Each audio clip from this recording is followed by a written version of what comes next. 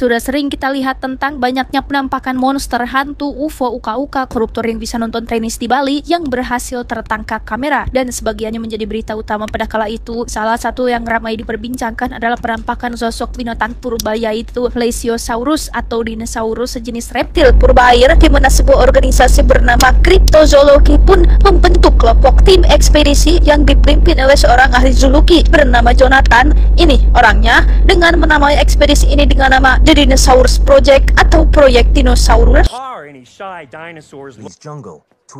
Dia bernama Luke, anak kandung Jonathan yang keke ingin ikut dalam ekspedisi ini, tetapi Jonathan tidak mengizinkannya, sehingga Luke menjadi pundung dan agak kecewa dengan keputusan ayahnya tersebut.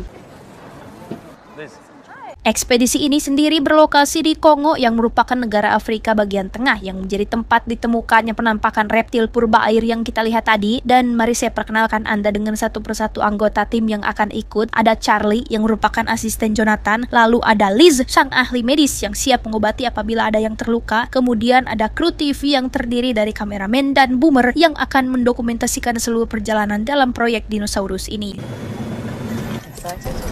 Tiba di Kongo, Luke diminta untuk tetap tinggal di hotel sampai tantenya datang menjemput, karena selama ekspedisi ini Luke sudah dititipkan kepada tantenya. Namun di situ lagi-lagi terlibat perdebatan kecil ketika Jonathan menolak permintaan Luke untuk ikut ekspedisi ini karena sekali lagi bukan tidak mau dan tidak sayang, tetapi ekspedisi ini bisa menjadi sangat berbahaya dan yang Jonathan khawatirkan hanyalah keselamatan Luke, putranya seorang. Dan inilah The Dinosaurs Project.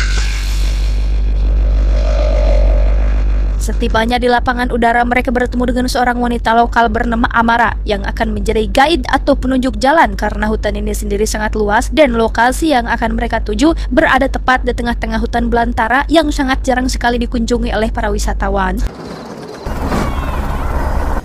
Menggunakan helikopter, Jonathan dan tim terlihat sudah berada dalam penerbangan menuju titik yang dituju. Namun alangkah terkejutnya Jonathan saat mengetahui jika Luke, putranya, diam-diam ikut bersembunyi di ruangan bagasi. Entah bagaimana caranya dia bisa ada di sana, tetapi sang pilot tidak bisa putar balik karena bahan bakarnya tidak akan cukup. Yang di sini lagi-lagi sang ayah membentak dan memarahi Luke yang keras kepala untuk ikut dalam ekspedisi ini.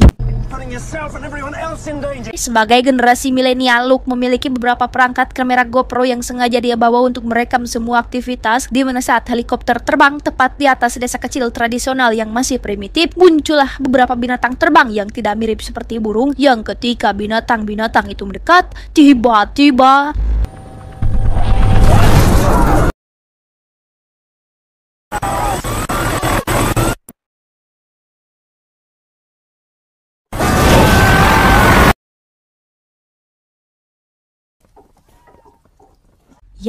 helikopter menabrak salah satu burung yang membuat mereka semua terdampar di tengah hutan, di mana pilot dan co-pilot pun tewas dalam insiden itu, sedangkan yang lainnya berhasil selamat dan terpaksa harus bertahan di hutan ini sampai tim evakuasi datang menjemput.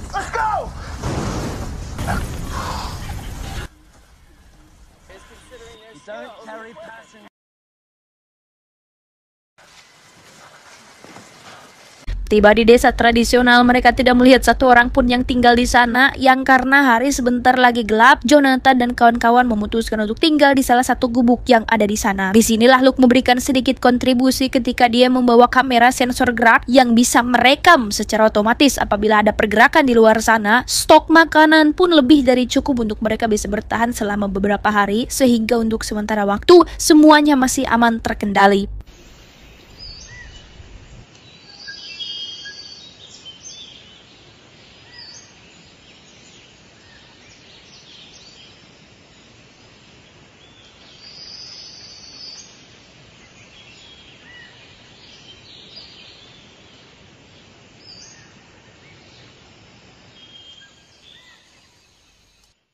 Saat malam hari tiba, kamera pun tiba-tiba menyala saat ada pergerakan di luar sana yang ternyata ada beberapa makhluk terbang yang tadi siang sempat muncul dan menjadi penyebab jatuhnya helikopter, di mana Jonathan dan kawan-kawan pun seketika paburiau saat makhluk tersebut masuk ke dalam gubuk.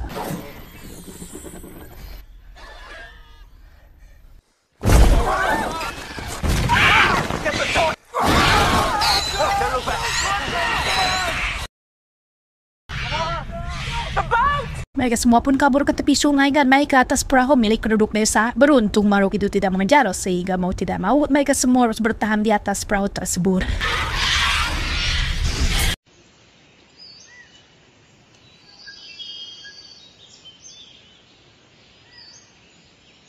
Liz pun tewas dalam insiden tersebut. Di depan kamera, Luke curhat mengenai dirinya sendiri yang mungkin tidak bisa pulang kembali ke rumah, sehingga dia memohon maaf sebesar-besarnya kepada semua pihak aplikasi pinjaman online apabila dia tidak bisa melunasi semua angsuran. Saat itulah Jonathan menghampiri Luke untuk meminta maaf atas semua sikap galaknya, karena semua itu dia lakukan tidak lebih hanya karena peduli dan sayang kepada yang menjadi darah dagingnya sendiri. Namun Luke nampak masih kecewa, yang hal itu bisa dilihat dari raut wajahnya yang masih terlihat pudung. Tahap itulah mereka melihat pada pergerakan di antara semak-semak disusul dengan sesuatu yang menabrak perahu mereka, sehingga Jonathan dan kawan-kawan terpaksa melipir dulu untuk membetulkan satu perahu yang bocor. Mereka pun mendirikan tenda dan memutuskan untuk bermalam di tepi sungai, di mana Luke terlihat masih hantam dengan telepon satelitnya yang dianggap menjadi satu-satunya alat yang bisa membawa mereka pulang. Jonathan dan kawan-kawan pun makan malam bersama dengan Amara yang menceritakan tentang awal penampakan makhluk purba muncul, di mana warga lokal percaya jika kemunculan makhluk-makhluk purba ini disebabkan oleh penebangan pohon secara besar-besaran yang dilakukan oleh banyak perusahaan besar. Tak lama mereka pun dikejutkan oleh kemunculan seekor dinosaurus berjenis Dilophosaurus yang memiliki sirip yang bisa buka tutup di bagian kepalanya, di mana Luke sempat memberinya beberapa permen coklat sebelum akhirnya kembali pada kelompoknya. Keesokan paginya, Dilophosaurus yang semalam pun datang lagi setelah ketagihan permen coklat Silver Queen yang biasa dijual di Alfamart, di mana Charlie berusaha untuk mengalihkan perhatiannya agar Luke bisa mengikat kamera GoPro pada tubuh si Dilophosaurus tersebut.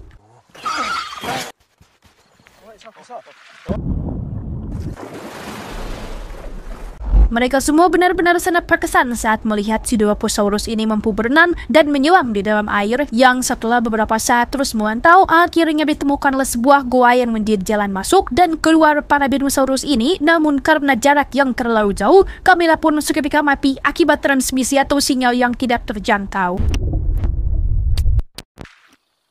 Terjadi sedikit perdebatan antara Charlie dan Jonathan. Charlie sangat berambisi untuk terus melanjutkan ekspedisi ini dan mendukung Luke yang sama-sama penasaran dengan kemana perginya para Dilophosaurus tersebut. Sedangkan Jonathan yang menjadi pimpinan ekspedisi justru ingin segera alias pulang, karena meskipun proyek ini sangat penting, namun keselamatan Luke putranya jauh lebih penting. Pun sama dengan Amara yang merasa bahwa apabila ekspedisi ini terus dilanjutkan, hanya akan menjadi bencana untuk mereka semua. Pada akhirnya mereka semua pun sepakat untuk pulang. Jonathan dan yang lain berada di perahu paling depan, sementara Luke dan Charlie berada di perahu belakang. Setelah jaringan terjangkau, mereka kembali memantau pergerakan si Dilophosaurus hingga keduanya melihat ada emaknya Dilophosaurus yang berukuran sangat besar, sehingga mereka semakin penasaran dan yakin bahwa gua tersebutlah satu-satunya jalan masuk untuk mereka bisa melihat sendiri tentang apa yang menjadi tujuan dari ekspedisi ini.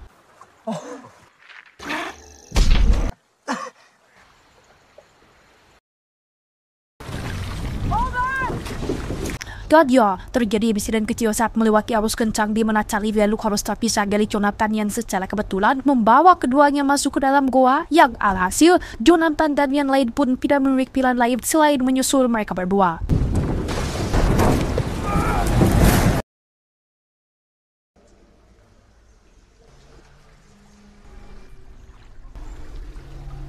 Ternyata ada sebuah sungai kecil yang terhimpit oleh tebing batuan. Sungguh indah dan menawan ciptaan Tuhan. Tak lama muncullah Jonathan dan kawan-kawan yang berhasil menyusul, yang ketika mereka sedang akan mencari daratan, tiba-tiba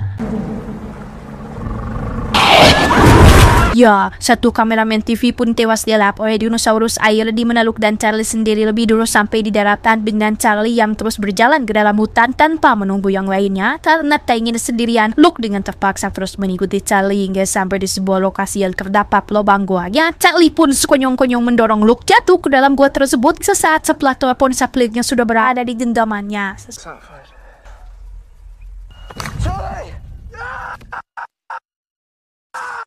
Beruntung Luke masih hidup dan tidak mengalami cedera sedikit pun, sementara Jonathan, Amara, dan si boomer baru saja tiba di daratan dengan perahu yang masih utuh, yang ketika Jonathan ini pergi ke dalam hutan menyelamatkan putranya, Amara sendiri memilih untuk tidak ikut dan tetap pada rencananya, yaitu pulang menggunakan perahu dan mengikuti arus sungai setelah merasa bahwa tempat ini terlalu berbahaya untuk keselamatannya.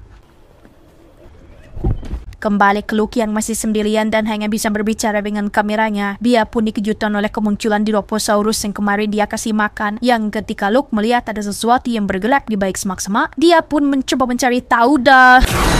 Ya, ternyata itu adalah dinosaurus terbang sejenis Pteranodon yang kemarin disuruh menjatuhkan helikopternya. Yang ketika Luke sedang terdesak, tiba-tiba muncul si Boomer dan Jonathan dan berhasil menyelamatkannya. Si Boomer masih kesal atas kematian rekan kameramennya, sehingga dia memutuskan untuk terus mengejar para Pteranodon itu hingga tak sengaja membawa itu habitat dan menjadi tempat tinggal mereka. Si Boomer mati, Luke dan Jonathan terus menyusuri hutan hingga sampai di sebuah lembah yang tak pernah mereka lihat sebelumnya, dan tak lama terjadi longsor batu yang membuat air harus ngegulantung tepat di pipi jurang, yang rupanya longsor itu bukanlah longsor alami, melainkan dibuat oleh si Charlie yang sengaja ingin mencelakai mereka berdua, sehingga Jonathan harus tewas jatuh dari tebing setelah dirinya tak bisa bertahan. Tak punya pilihan lain, Luke terpaksa kembali ke dalam hutan, lebih tepatnya memasuki sarang atau tempat tinggalnya si Dilophosaurus yang sudah pernah dia beri makan. Tak lama muncul Luke yang berhasil mengejarnya dan masih berambisi untuk meringankan Luke supaya dirinya menjadi satu-satunya orang yang bertahan dalam proyek dinosaurus ini. Saat itulah muncul si Dilophosaurus yang datang hanya untuk mudahi Luke dan pergi itu saja tanpa minta maaf dan permisi. Awalnya Luke merasa tersinggung dengan sikap si dinosaurus yang tidak memiliki sopan santun dan tata krama, tapi tak lama Luke akhirnya mengerti bahwa tujuan si Dilopho meludahinya adalah agar maknya si Dilopho ini menganggap bahwa Luke adalah teman dari anaknya.